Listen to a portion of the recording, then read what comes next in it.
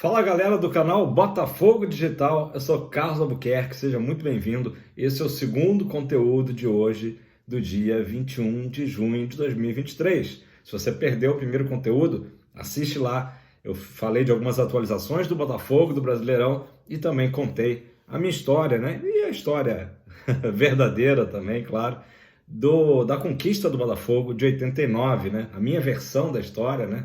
Que eu tinha só 16 anos, era um adolescente ali, e está fazendo hoje 34 anos dessa grande conquista alvinegra.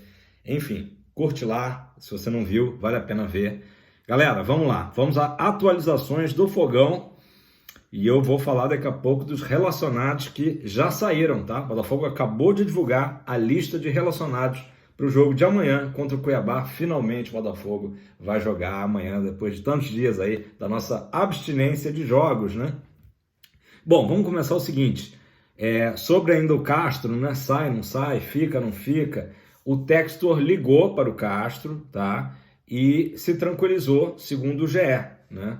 Então teve uma conversa ali com o Luiz Castro, informal, né? Aquela coisa para saber o quanto que é real, né, da proposta do mundo árabe, do Al Nassr, e também do desejo do Castro. O Textor era muito legal isso, porque ele é um cara, como a gente sabe, né, um bilionário, com vários empresas, negócios, business, everywhere, clubes no mundo todo, mas ele é um cara que também gosta de estar atento, né, aos detalhes, e até trouxe aqui a notícia, né, que o Rizek confidenciou no Sport TV, que um dos fatores que fez o Castro aceitar a proposta do Botafogo ano passado foi justamente o Textor ter pego o telefone, a moda antiga, e ligado diretamente para ele, e agora também o Textor voltou a ligar, fazer uma chamada de vídeo talvez, para saber sobre a proposta saudita, né?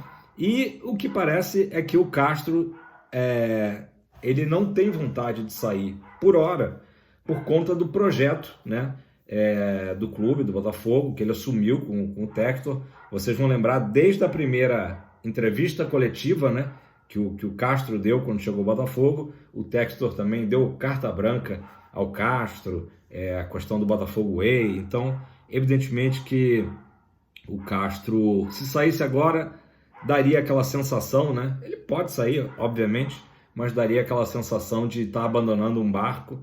E basta lembrar também que o Textor prestigiou o treinador nos seus piores momentos, né? Ano passado, teve um período que o Botafogo ficou 8 jogos sem vencer, e agora também recentemente no Campeonato Carioca, pressão de tudo quanto é lado, e o Botafogo, né? Mazuco, o Textor, enfim, sem dúvida discutiram naquele momento sobre a saída, uma possível saída do Castro, e resolveram bancar o treinador, né? Estavam certos, para nossa sorte, tá dando muito certo.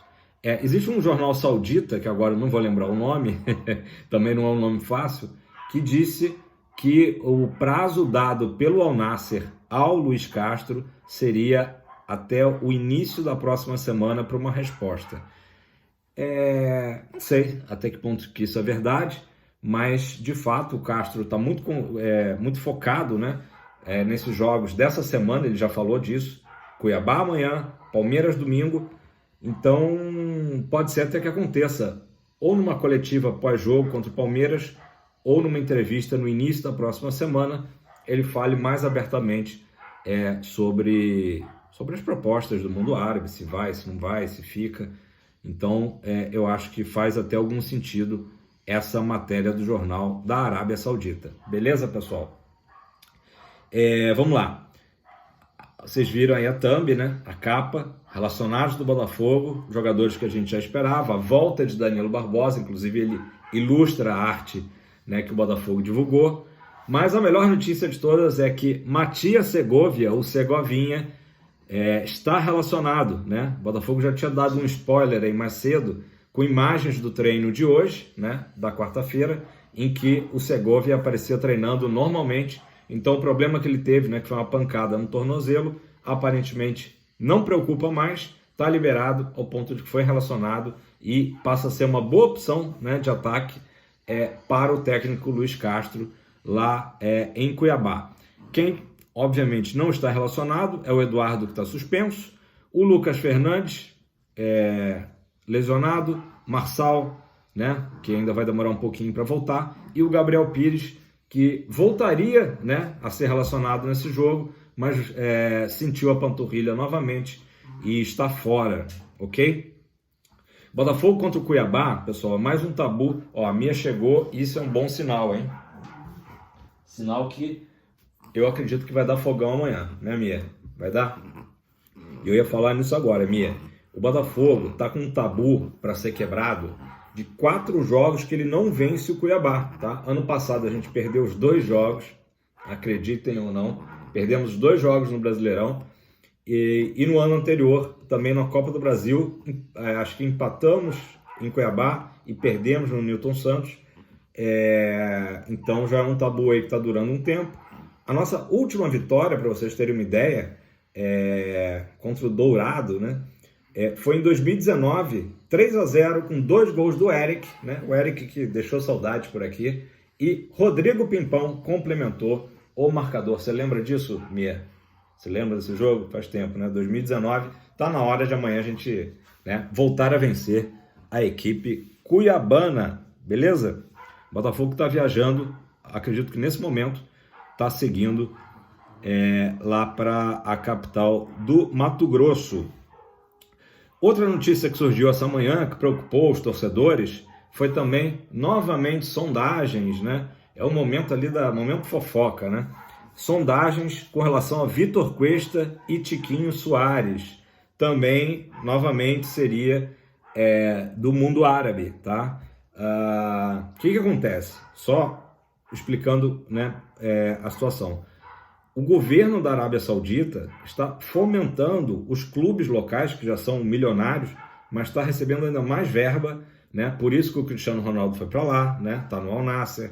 Por isso que o Al Hilal é uma equipe também tão forte, que a gente viu recentemente, né, no Mundial de Clubes, porque faz parte de um projeto político até do país, para tentar trazer a Copa do Mundo, né, no caso, levar a Copa do Mundo para a Arábia Saudita, possivelmente em 2030, né? Algo parecido com o que o Catar fez, né? Agora na última Copa, acaba sendo uma propaganda para o governo. São países fechados, né, para o mundo, pouco conhecidos.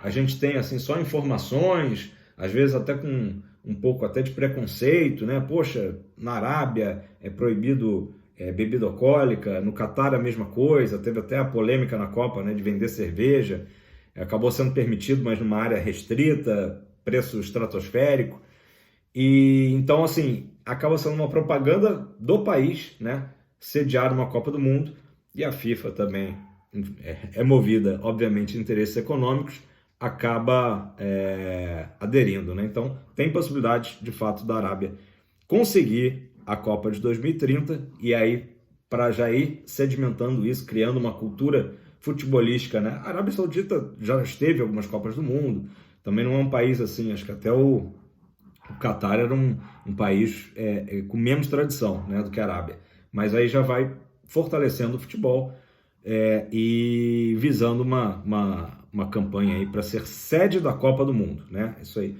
Mas voltando ao caso de Cuesta e Tiquinho, fechando o parênteses aí da Arábia, a boa notícia, que inclusive foi o TF que trouxe, é de que a multa rescisória de ambos os jogadores é idêntica à multa do Eduardo, que é de 30 milhões de euros. Tá? É muita grana. Então, por exemplo, se eles quiserem levar Eduardo, Tiquinho e o próprio Cuesta, só aí já seriam 90 milhões de euros, né?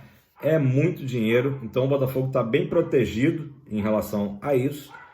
Quer dizer que eles não vão sair? Não, mas são jogadores que eu acredito que, novamente, a mesma situação que eu coloquei do Castro, acreditam no projeto do Botafogo, né? Então, para eles saírem daqui, não sei, acho que mesmo por muita grana, né? Claro que tem níveis de grana, mas o que eu queria comentar com vocês, eu tô com uma impressão, tá? Isso aí é uma coisa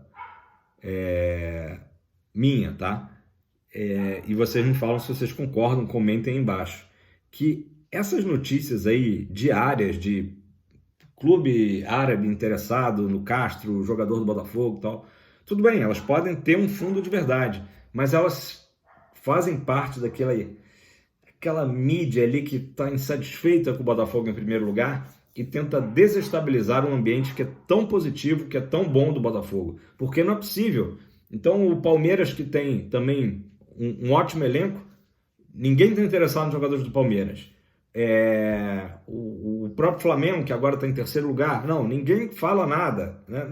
Sampaoli, ninguém quer tirar o Sampaoli do Flamengo, né? Então, assim, dá a impressão de que também a mídia, né, gosta de dar essas cutucadas para ver se desestabiliza o Botafogo, mas o grupo está fechadinho e estamos imunes aí a isso aí, se Deus quiser, né? Não vai atrapalhar a cabeça de ninguém. Seguiremos com o nosso foco, Cuiabá e Palmeiras, beleza?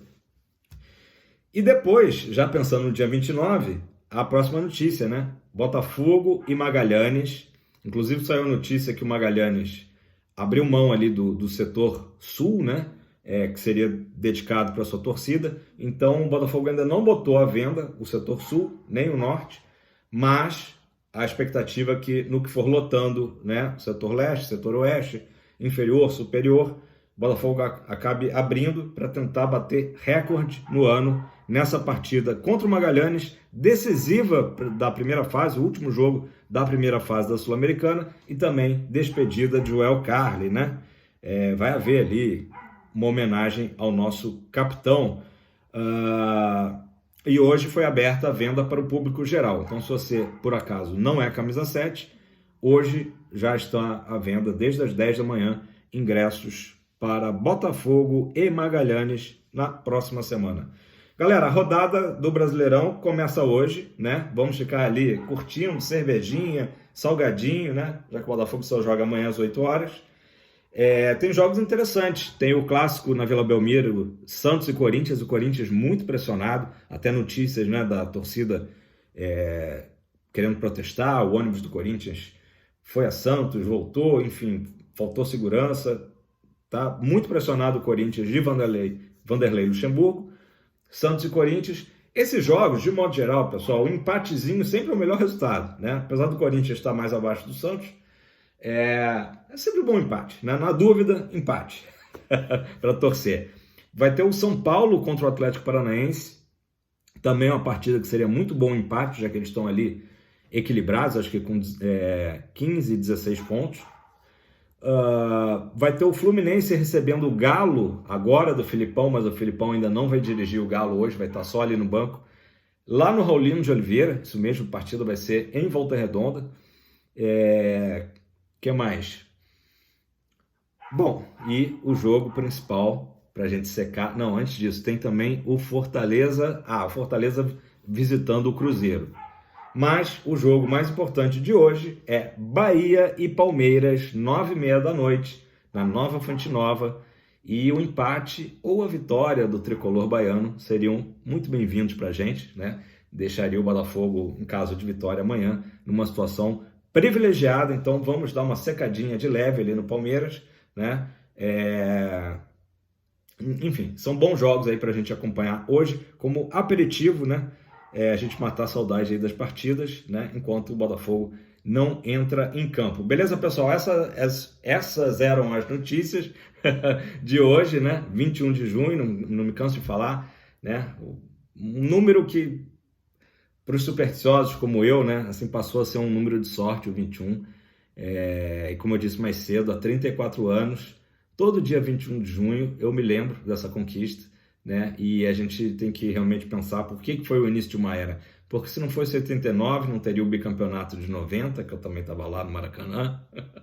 Quando o Vasco, olha, para os mais novos que não sabem, o Vasco do Eurico, na época, fez uma volta olímpica ali fajuta com uma caravela de papelão, sei lá, que o pessoal da Geral, na antiga Geral, deu para o Vasco. Não adiantou de nada. Troféu mesmo, verdadeiro, estava com a gente do bicampeonato, onde brilhou Carlos Alberto Dias, em 1990. Mas, enfim, se não fosse 89, não tinha 90, não tinha o título brasileiro de 95, não tinha Comebol 93, não tinha a Dimbalada de 97. Então, assim, 89 realmente quebrou ali o tabu quebrou aquela sofrência que a gente tinha, né? O Botafogo não é campeão, o Botafogo foi campeão nesse dia de hoje, 34 anos atrás, mais uma vez, volto a dizer, rendo minhas homenagens a todo aquele grupo maravilhoso, né? E os que estão lá em cima também olhando pra gente, Valdir Espinosa, né? Que nos deixou há pouco tempo.